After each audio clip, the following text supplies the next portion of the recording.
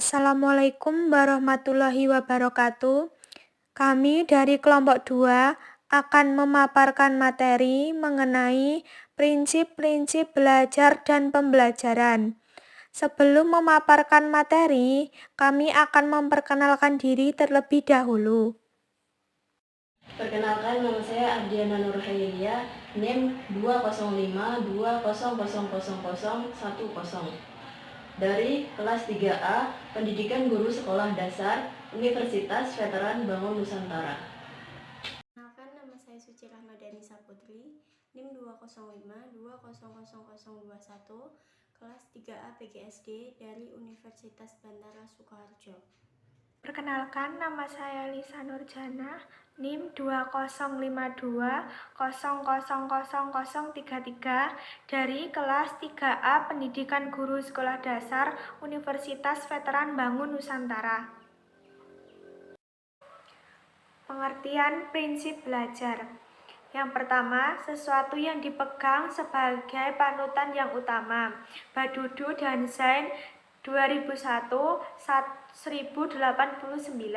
Yang kedua, sesuatu yang menjadi dasar dari pokok pikiran, berpijak, Syah Jalinus 1993. Yang ketiga, prinsip belajar adalah landasan berpikir, landasan berpijak, dan sumber motivasi agar proses belajar mengajar dapat berjalan dengan baik antara pendidik dengan peserta didik. Prinsip-prinsip belajar. Ada 8 prinsip belajar. Yang pertama, prinsip kesiapan. Yang kedua, prinsip motivasi. Yang ketiga, prinsip persepsi. Yang keempat, prinsip tujuan. Yang kelima, prinsip perbedaan individual. Yang keenam, prinsip transfer dan retensi. Yang ketujuh, prinsip belajar kognitif. Dan yang kedelapan, prinsip 8 afektif. Prinsip kesiapan. Proses belajar dipengaruhi kesiapan murid. Yang dimaksud dengan kesiapan atau readiness ialah kondisi individu yang memungkinkan ia dapat belajar. Berkenaan dengan hal itu, terdapat berbagai macam taraf kesiapan belajar untuk suatu tugas khusus. Seseorang siswa yang belum siap untuk melaksanakan suatu tugas dalam belajar akan mengalami kesulitan atau malah putus asa. Yang termasuk kesiapan ini ialah kematangan dan pertumbuhan fisik, inteligensi latar belakang pengalaman, hasil belajar yang baku, motivasi, persepsi, dan faktor-faktor yang memungkinkan seseorang dapat belajar. Prinsip motivasi. Motivasi adalah suatu kondisi dari pelajar untuk memprakarsai kegiatan, mengatur arah kegiatan itu, dan memelihara kesungguhan.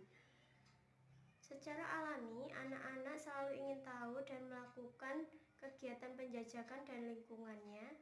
Rasa ingin tahu ini sebaiknya didorong dan bukan dihambat dengan memberikan aturan yang sama untuk semua anak.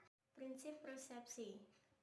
Seseorang cenderung percaya sesuai dengan bagaimana ia memahami situasi. Persepsi adalah interpretasi tentang situasi yang hidup.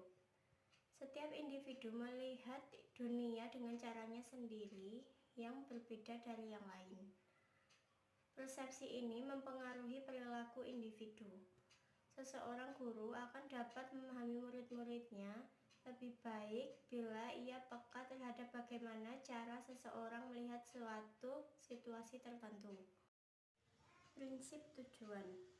Tujuan harus tergambar dalam pikiran dan diterima oleh pelajar saat proses belajar terjadi. Tujuan ialah sasaran yang hendak dicapai oleh seseorang, dan mengenai tujuan ini ada beberapa hal yang harus diperhatikan. 1. Tujuan sebaiknya mewadahi kemampuan yang harus dicapai. 2. Dalam menetapkan tujuan, sebaiknya mempertimbangkan kebutuhan individu dan masyarakat. 5. Prinsip perbedaan individu.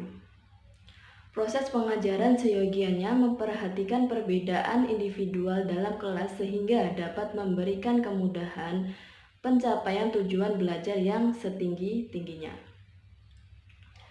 Pengajaran yang hanya memperhatikan satu tingkatan sasaran akan gagal memenuhi kebutuhan seluruh siswa. Karena itu, seorang guru perlu memperhatikan latar belakang, emosi, dorongan, kemampuan individu, menyesuaikan materi pelajaran, dan tugas-tugas belajar kepada aspek-aspek tertentu. 6. Prinsip transfer dan retisi. Belajar dianggap bermanfaat bila seseorang dapat menyimpan dan menerapkan hasil belajar dalam situasi yang baru.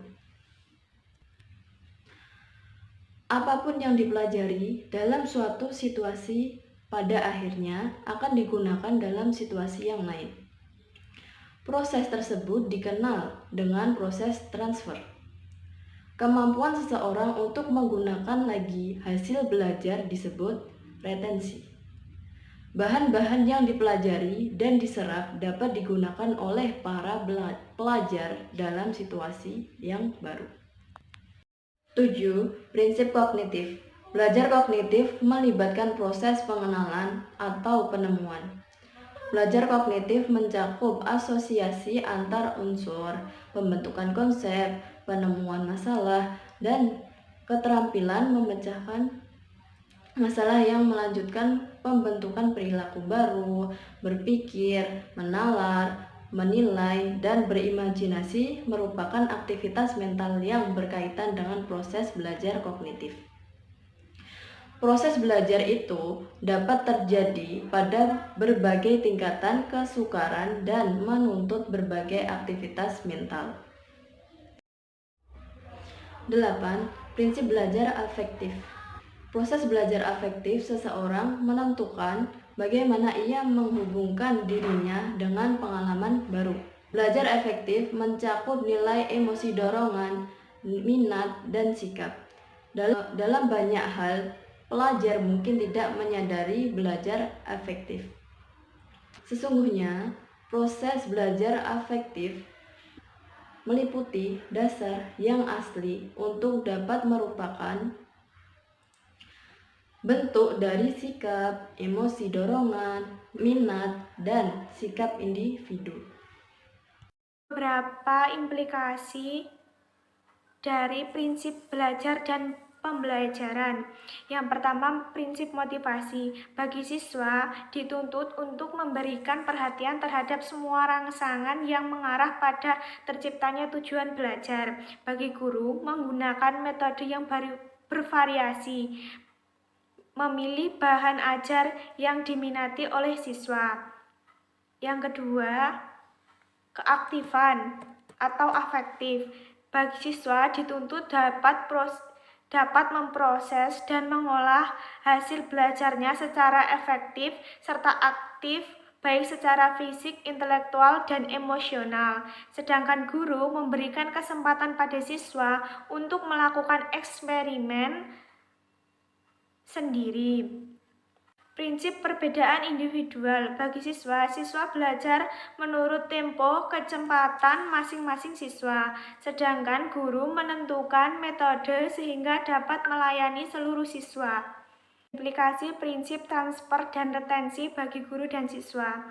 Implikasinya bagi siswa yang pertama, tujuan belajar dan daya ingat dapat memperkuat retensi. Yang kedua, materi yang bermakna bagi siswa dapat diserap dengan baik. Yang ketiga, transfer hasil belajar dalam situasi baru dapat lebih mudah bila hubungannya yang bermanfaat dalam situasi khusus dan dalam situasi yang dibuat agak aman. Yang keempat, pembelajaran di akhir dengan pembuatan generalisasi atau kesimpulan.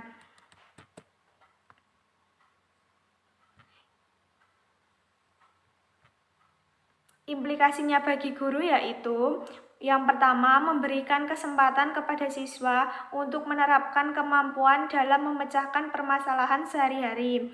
Yang kedua, menunjukkan hubungan antara konsep yang dipelajari dengan konsep lainnya. Yang ketiga, menggunakan berbagai media pembelajaran sehingga siswa dapat lebih mudah memahami materi yang dibahas. Terima kasih atas waktu dan perhatiannya. Sekian dari kelompok kami. Wassalamualaikum warahmatullahi wabarakatuh.